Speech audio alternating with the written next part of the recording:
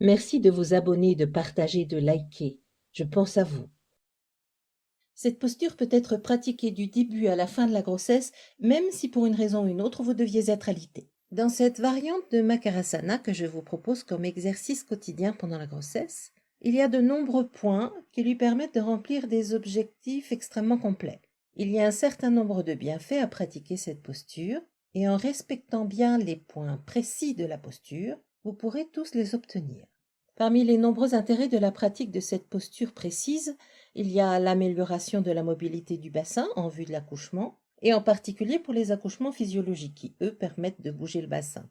Il y a l'assouplissement de la colonne vertébrale et, par là même, la stimulation du système nerveux, la stimulation du transit, ou en tout cas sa régulation, une activation légère de la circulation sanguine, ce qui est toujours bénéfique, l'apprentissage de cette expiration longue qui servira pendant l'accouchement et qui est facilité par la torsion du diaphragme pendant la posture.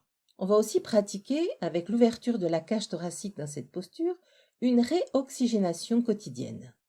La posture va aussi maintenir l'équilibre de l'immunité grâce à une vascularisation correcte du thymus et de la thyroïde.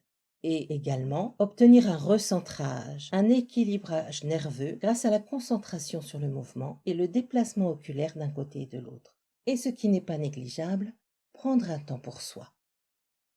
Parmi les points importants de la posture, l'écartement des pieds de la largeur du bassin, soit environ 20 cm, a pour but de permettre au bassin de tourner sur lui-même pendant la posture, pendant les mouvements de genoux. Alors que si on serre plus les pieds ou moins, la torsion se fera au niveau des articulations des hanches ou au niveau des vertèbres. Ce n'est pas ce qu'on recherche.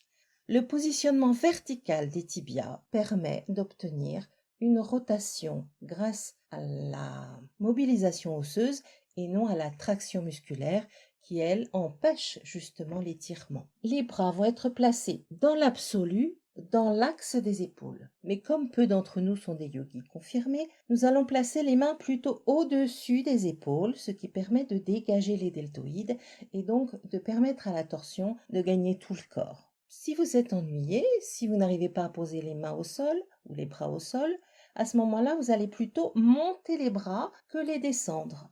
Et si vraiment vous ne pouvez pas avoir les bras au sol, à ce moment-là, vous allez poser les mains comme ceci sur la tête, pas sous la tête, ce qui déplacerait la colonne vertébrale, mais sur la tête. Ainsi, vos mains étant tenues sur votre tête, vos coudes vont pouvoir se relâcher vers le sol, votre colonne vertébrale se placer et votre posture être correcte tout de même. On évitera d'avoir un support quelconque sous la tête pour éviter que la colonne vertébrale soit déformée alors qu'on est en train de la tordre. Une fois tout ceci mis en place, il reste à placer la respiration. Une respiration paisible qui descend autant que possible dans le ventre. On préférera une respiration plutôt silencieuse, non par peur de réveiller les voisins, mais parce qu'une respiration silencieuse va favoriser la détente et surtout qu'elle va aider à avoir véritablement un contrôle sur le souffle. Une fois tous ces points mis en place, la posture elle-même va consister à relâcher les jambes sur le côté, les genoux à droite, la tête à gauche, en expirant. Vous expirez, vous lâchez les jambes, vous les laissez tomber vers le sol. Vous allongez tranquillement votre respiration en laissant les jambes au sol. Puis à l'inspiration, vous remonterez. Vous expirez, vous relâchez les jambes de l'autre côté.